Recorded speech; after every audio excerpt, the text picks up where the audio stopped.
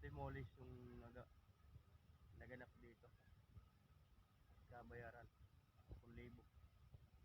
Pero wala silang pinakita na wala silang pinakitang katibayan na sa kanila yung lupa na to. Kawawa yung mga nakatira dito. Ayan o. Pinakura nila ng hero. Napadaan lang ako rito. Kawawa yung mga tao rito na ilang years na nakatira. Meron ng 15 years, 20 years.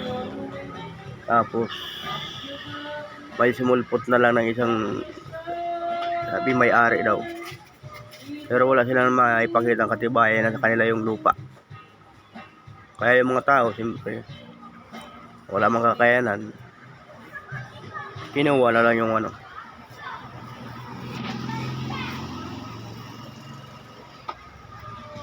Kinuha na lang yung bayad. 10,000. Nag self-demolish na sila. Pero kung sa kadaanin sa batas,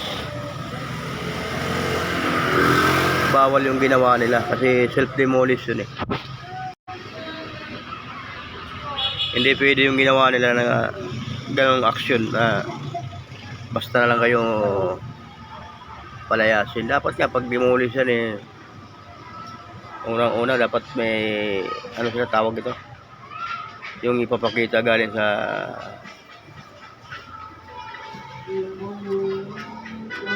na sila talaga yung ano, legit na may-ari. Ngayon, kawawa yung mga napalis dito. Nangupahan nila, magkano upa? 3,000, 4,000. Grabing sakim talaga. Tutuusin talaga kung talagang silang may-ari. Dapat hindi ganoon. Sila yung magdi-demolish pero may papel silang panghahawakan. Parang ano, parang naglabas.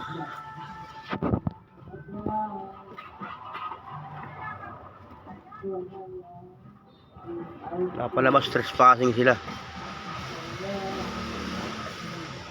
Kasi na may nangimasok sila na sa ilang lupa.